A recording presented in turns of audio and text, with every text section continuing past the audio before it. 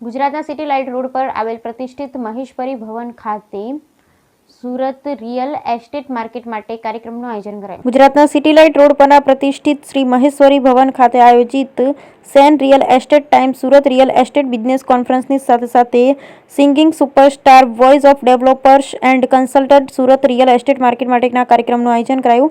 સમગ્ર ગુજરાતમાંથી 800થી વધુ પ્રોપર્ટી બ્રોકરો આ કાર્યક્રમમાં હાજર રહ્યા હતા। હાજરી આપનાર માત્ર કન્સલ્ટન્ટ્સ નહીં પરંતુ શહેરના અગ્રણી ડેવલપર સાથે સમગ્ર ગુજરાત રિયલ એસ્ટેટ એસોસિએશનના પ્રમુખ, ઉપપ્રમુખ અને અધિકારી જેવા મહાનુભાવ પણ ઉપસ્થિત રહ્યા। રિયલ એસ્ટેટની વ્યસ્ત દુનિયામાં બ્રોકર્સ અને ડેવલપર્સ માટે અવાજનું મહત્વ ખૂબ વધારે છે।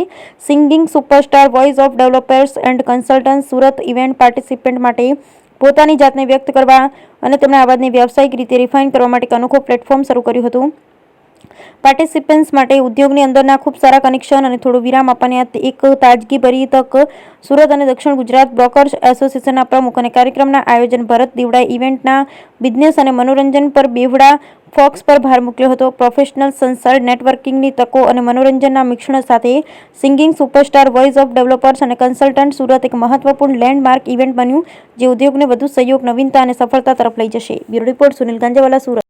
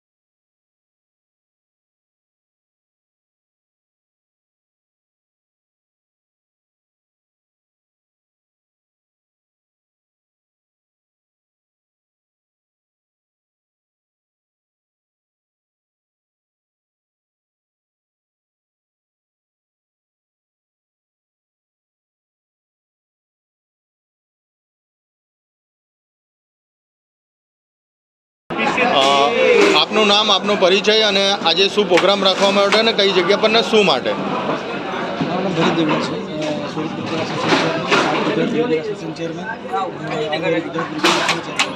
મારું પોતાનું એક મેગઝીન ચાલે સેન રિયલ એસ્ટેટ ટાઈમ્સ, એના દ્વારા અમે ઘણી બધી નાની મોટી ઇવેન્ટો કરતા આવ્યા છીએ।